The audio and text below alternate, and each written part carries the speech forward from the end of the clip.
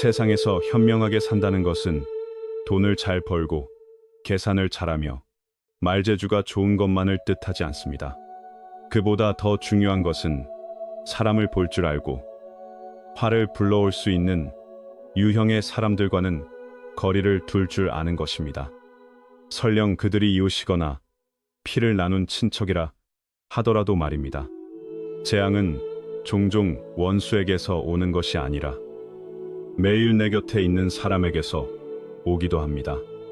엉뚱한 곳으로 퍼져나간 한마디 소문, 때를 가리지 못한 남의 집을 훑는 눈빛, 친한 사이라고 믿었던 사람의 교활한 말 한마디만으로도 우리의 삶은 순식간에 흔들릴 수 있습니다. 옛사람들은 먹을 가까이 하면 검어진다, 등불을 가까이 하면 밝아진다 라고 했습니다. 우리 주변의 관계는 벽 하나를 사이에 둔 이웃이든 같은 피를 나눈 가족이든 인격과 심리, 나아가 운명에까지 큰 영향을 미칩니다. 어떤 관계는 적당한 거리를 두기만 해도 인생의 풍파가 한결 줄어듭니다. 오늘 영상에서는 인생 철학과 함께 가까이 하지 말아야 할 이유 2가지 유형과 평온하고 안전하게 살기 위해 반드시 멀리해야 할 친척 3가지 유형을 함께 성찰해 보겠습니다.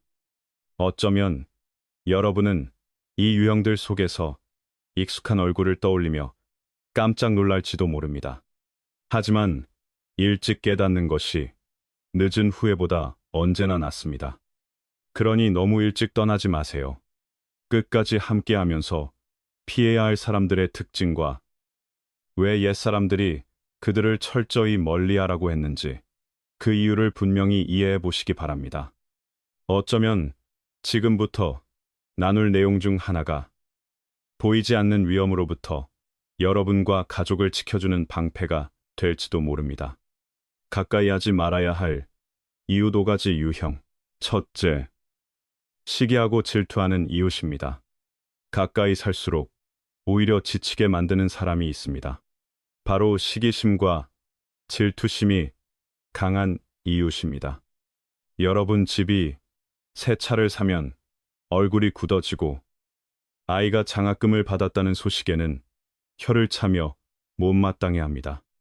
여러분 가정에 기쁜 일이 생길 때마다 마치 쓴맛을 삼킨 듯 표정이 어두워지고 돌려 말하며 한마디 흘린 뒤 돌아서서는 그 이야기를 퍼뜨립니다. 그들의 질투심은 남의 행복을 진심으로 기뻐하지 못하게 합니다. 그들에게 이웃의 성공은 본받을 일이 아니라 뽑아버려야 할 가시입니다. 그들은 속으로 끊임없이 비교하며 스스로를 괴롭히고 그 답답함을 입방아와 곁눈질, 그리고 제3자에게 사실을 비틀어 전하는 방식으로 풀어냅니다. 더 위험한 것은 질투가 입에서 끝나지 않는다는 점입니다. 시기심이 선을 넘으면 그들은 조용히 방해하고 회방을 놓습니다. 여러분이 집을 고치면 일부러 소음 민원을 넣고 아이가 열심히 공부하면 자기 아이를 시켜 말썽을 부리게 해 길을 꺾기도 합니다.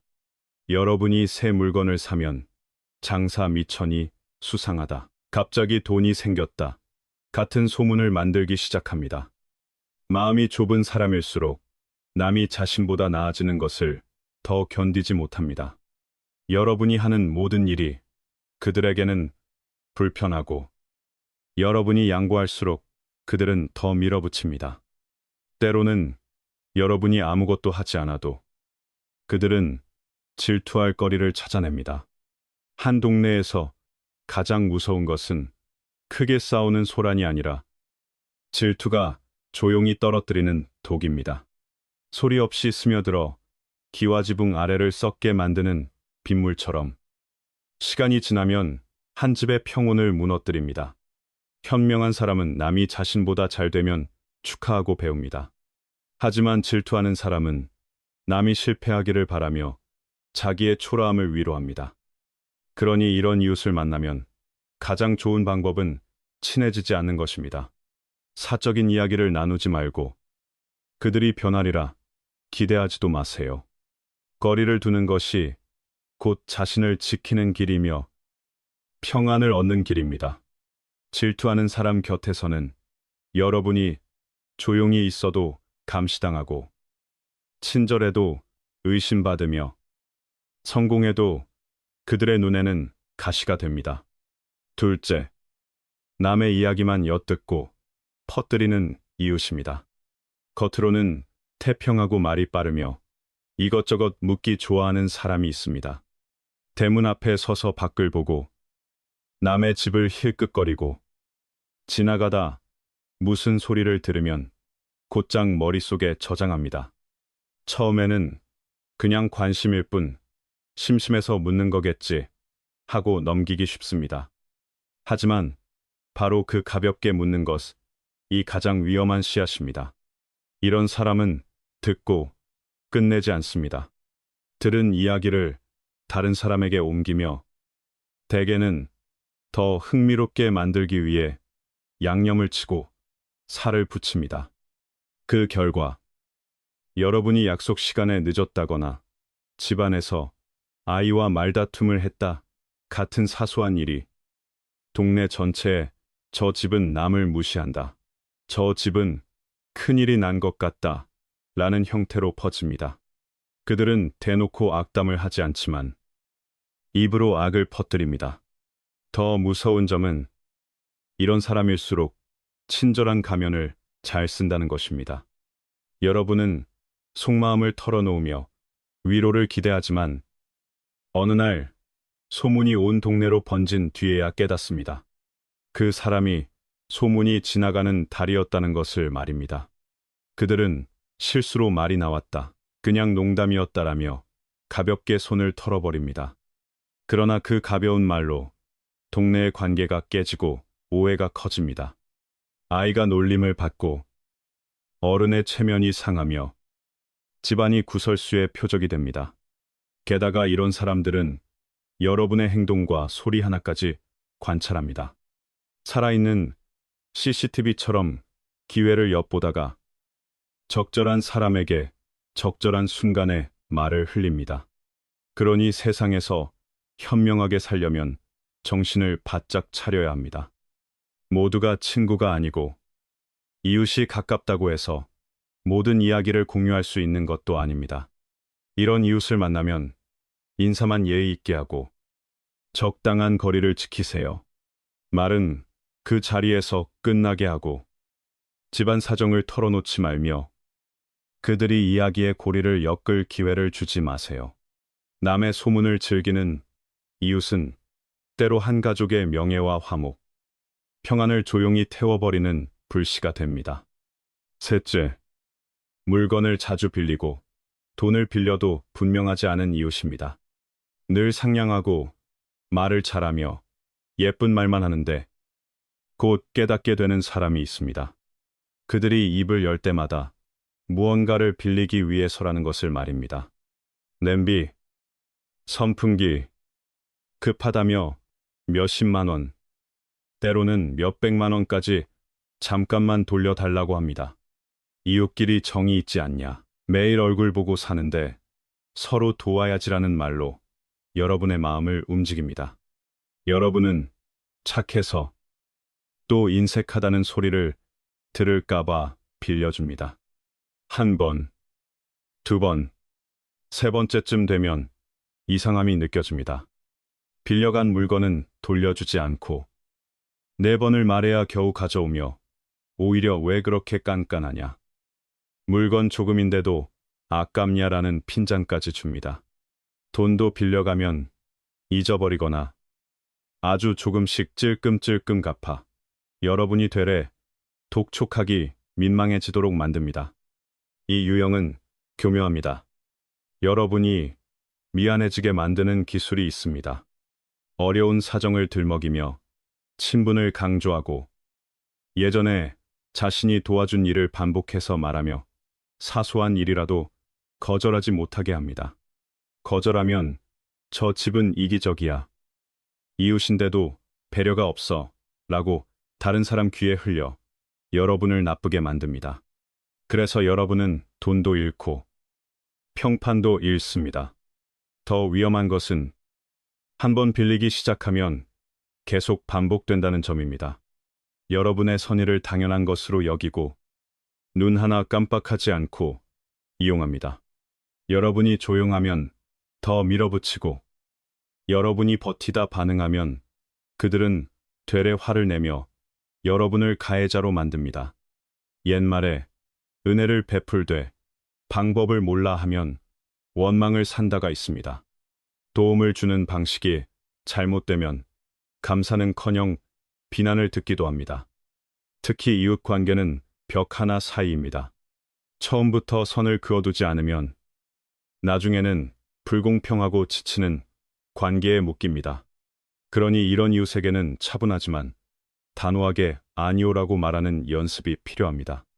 정은 정이고 경계는 반드시 있어야 합니다. 원칙을 지키지 않으면 여러분은 그들에게 여러분의 선의를 캐내쓰는 권한을 주는 셈이 됩니다. 그리고 어느새 여러분은 친절한 은행이 되어버립니다. 넷째, 남의 집일에 끼어드는 이웃입니다. 관심이 많다고 해서 다 좋은 사람은 아닙니다. 또한 여러분 집일을 묻는 모든 질문이 선의에서 나오는 것도 아닙니다.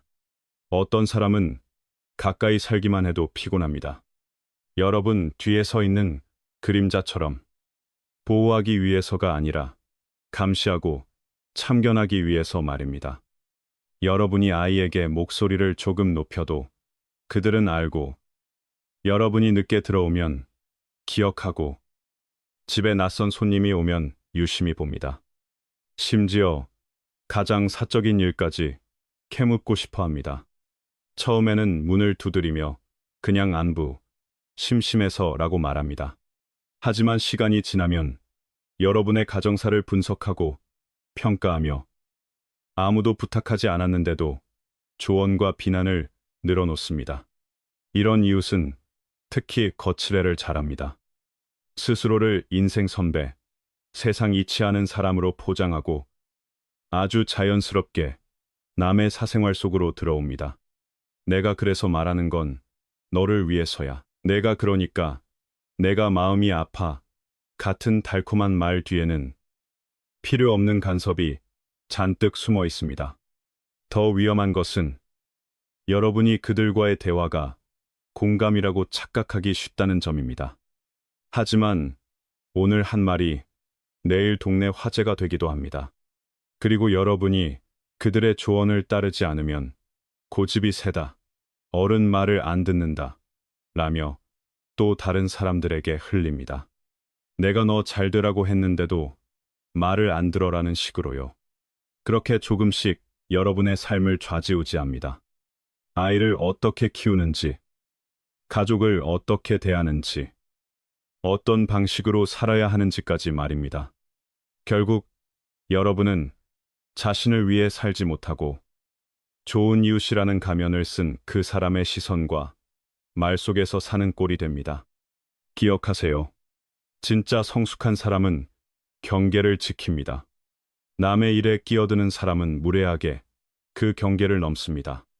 이웃이란 필요할 때 돕는 정도의 거리감이 적당하며 서로의 사생활은 침범하지 않는 것이 기본입니다.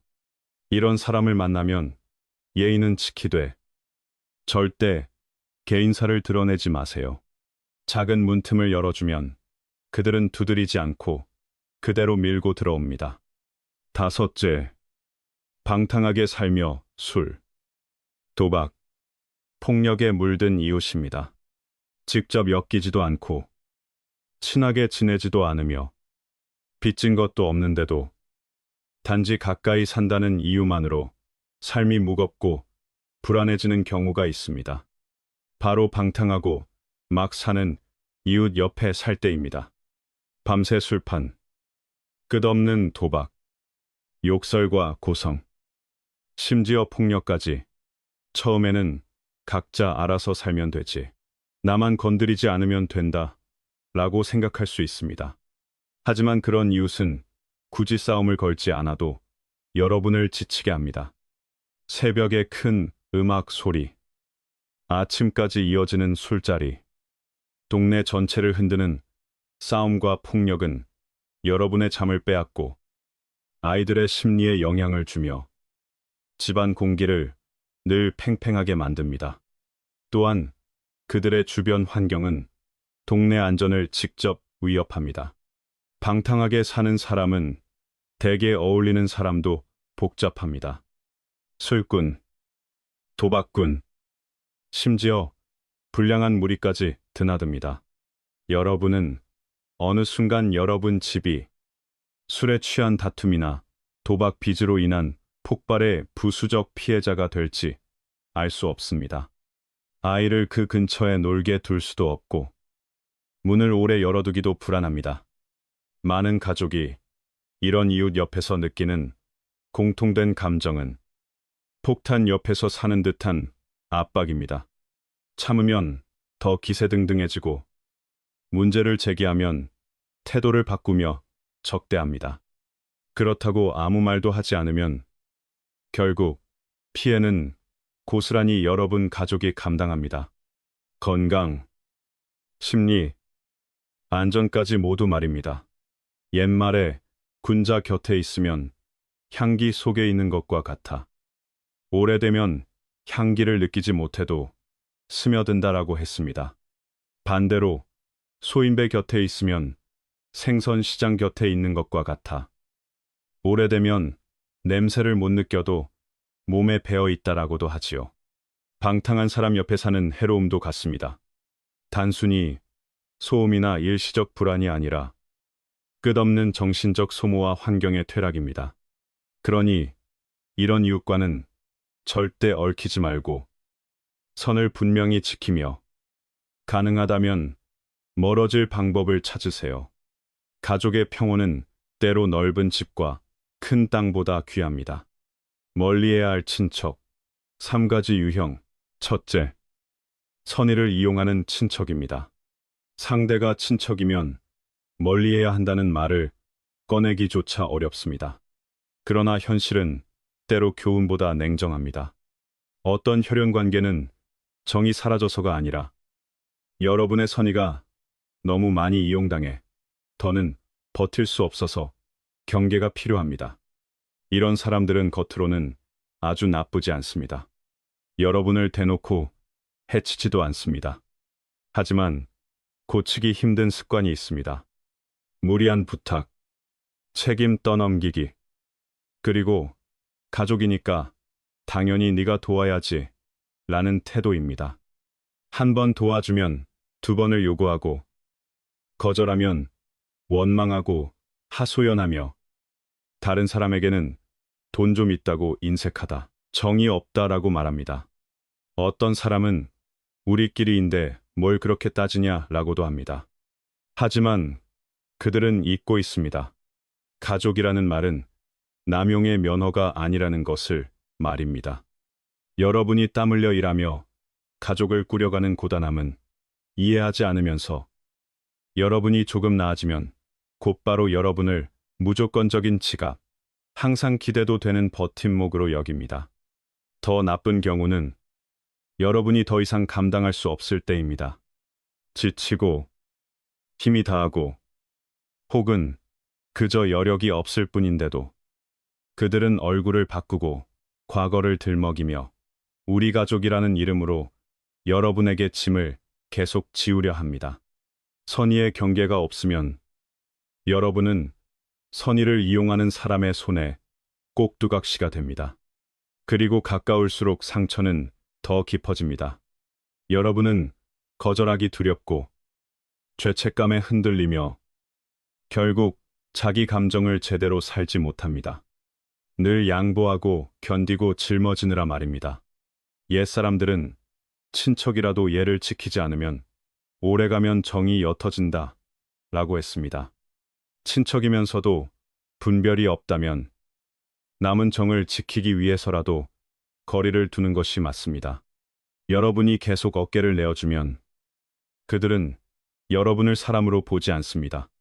그저 기대는 곳, 꺼내 쓰는 지갑, 참고 견디는 성격으로만 봅니다. 그러니 현명하게 산다는 것은 이기적인 것이 아니라 먼저 자기 자신을 아끼는 것입니다. 특히 가족 사이에서의 경계는 잔인함이 아니라 여러분의 선의를 지키는 방법입니다. 둘째, 두 얼굴을 가진 친척입니다. 피해야 할 사람 중 가장 위험한 유형은 그 두 얼굴이 친척일 때입니다. 남에게는 경계심이 생기지만 가족에게는 경계를 풀기 쉽기 때문입니다. 그래서 그 상처는 더 깊고 더 아프고 더 오래갑니다. 그들은 형제일 수도 친척일 수도 가문에서 가장 믿었던 사람일 수도 있습니다. 여러분 앞에서는 다정하고 살갑게 묻고 웃으며 거리가 없는 듯 행동합니다. 그러나 여러분이 등을 돌리는 순간 그들은 다른 사람에게 여러분을 냉정하고 왜곡된 이야기로 해석해 퍼뜨립니다. 대놓고 욕하지 않고 싸우지도 않지만 속삭이고 부추기며 의심을 심습니다. 사람들이 여러분을 낮게 보도록 만들고 흔적을 남기지 않은 채 명예를 훼손합니다. 이것이 전형적인 두 얼굴입니다. 이들은 연기에도 능합니다. 여러분의 잔치에 와서 즐겁게 먹고 마시며 축하하고 사진을 찍어 SNS에 올리면서도 뒤에서는 여러분의 가족사를 들추고 헐뜯으며 때로는 없는 말을 지어내기까지 합니다. 자신의 자존심을 채우거나 남을 깎아내려 자기 우위를 세우기 위해서입니다. 왜 그럴까요? 그들의 마음속에서 질투는 결코 잠들지 않기 때문입니다. 여러분이 더 잘되는 것을 견디지 못하고 여러분이 인정받는 것이 불편합니다. 그래서 친한 척하며 기회를 기다렸다가 결정적인 순간에 뒤에서 발목을 잡습니다. 이 유형의 위험은 미워한다가 아니라 사랑하는 척하면서 해친다에 있습니다. 여러분이 눈치채지 못하면 계속 믿고 계속 속을 열고 결국 삶의 비밀이 시장통 이야기처럼 퍼져 돌아오는 것을 보며 무너집니다. 옛말에 하늘 아래서 맞는 매보다 친척에게 뒤통수 맞는 것이 더 아프다라는 뜻의 말이 전해집니다. 혈연 관계에서 한 번 깨진 신뢰는 다시 온전히 돌아오지 않습니다. 그러니 현명하게 살려면 친척이라도 오랜 마음을 보아야 합니다. 순간의 말이 아니라 일관된 마음과 행동을 보아야 합니다. 두 얼굴인 사람에게는 얘는 지키되 가까이 하지 말고 다시 상처받지 않도록 거리를 지키세요. 셋째, 아첨하고 비위를 맞추는 친척입니다. 달콤하다고 다 진심은 아닙니다. 칭찬한다고 다 사랑은 아닙니다. 어떤 친척은 얼굴은 꽃처럼 환하고 말은 꿀처럼 달지만 속에는 계산과 이익이 가득합니다. 그들은 정 때문에 오는 것이 아니라 여러분에게 이용할 가치가 있다고 느껴서 다가옵니다. 여러분이 승진하면 가장 먼저 축하 전화를 하고 새 집을 사면 선물 들고 찾아와 사진을 찍고 마치 가장 가까운 사이인 듯 여기저기 자랑합니다. 그러나 내일 여러분이 어려워지면 그들은 가장 먼저 사라지고 때로는 거봐, 내가 말했잖아 라며 비웃기까지 합니다. 이 유형의 특징은 이익이 있을 때만 나타난다는 것입니다. 여러분이 힘들 때는 안부조차 없지만 여러분이 잘 되면 다가와 달래고 지켜 세우며 협업을 말하고 돈을 빌리고 부탁을 늘어놓습니다. 우리끼리 같이 크자. 가족이면 밀어줘야지. 같은 아름다운 말로 포장합니다. 더 나쁜 점은 그 달콤함이 여러분을 착각하게 만든다는 것입니다. 여러분은 감동하고 믿고 기회를 주고 돈과 신뢰를 내어주지만 그들은 뒤에서 빠져나갈 순간만 기다립니다. 여러분이 미끄러지면 손을 내밀기는커녕 멀리서 비웃습니다. 옛말에 입으로는 나무 아미타불을 외우고 속에는 칼을 품는다라는 말이 있습니다. 겉은 상냥해도 속은 해칠 마음을 가진 사람을 경계하라는 뜻입니다. 이런 친척은 가까울수록 위험합니다. 그 달콤한 겉모습이야말로 완벽한 위장입니다. 더 아픈 것은 그런 사람이 여러분과 함께 자라며 형, 누나, 동생이라 불렀던 사람일 수 있다는 사실입니다. 아첨은 의지가 약한 사람을 쉽게 흐리게 하지만 정신이 맑은 사람에게는 경계 신호입니다. 진짜로 여러분을 아끼는 사람은 매일 칭찬할 필요가 없습니다. 행동으로 보여주고 여러분이 좋은 때든 나쁜 때든 한결같이 곁에 있습니다. 그러니 의미 없는 달콤한 말에 잠들지 마세요. 가족 관계라고 해서 겉으로 친한 사람이 반드시 곁에 둘 사람은 아닙니다. 현명한 사람은 관찰할 줄 알고 자신을 지킬 줄 알며 같은 핏줄 안에서도 걸러낼 줄 압니다. 진심인 관계는 남기고 형식과 계산뿐인 관계는 내려놓을 줄 알아야 합니다. 마무리하겠습니다. 인생은 긴 여정이고 우리 곁을 스쳐가는 사람들, 이웃이든 친척이든 모두 마음에 어떤 흔적을 남깁니다. 누군가는 웃음과 나눔을 주지만 누군가는 시비와 이용, 상처만 남깁니다. 옛사람들은 교류는 친구를 골라야 하고 친척도 사람의 마음을 살펴야 한다라고 했습니다. 평안은 우리가 착하게 사는 데서만 오는 것이 아니라 마음을 불안하게 만드는 사람과 거리를 둘 줄 아는 데서도 옵니다. 어떤 이웃은 예의로만 대하고 그 발걸음이 우리 사생활 깊숙이 들어오지 못하게 해야 합니다. 어떤 친척은 정을 지키되 그렇다고 내 자존심과 내 가족의 평온을 희생할 필요는 없습니다.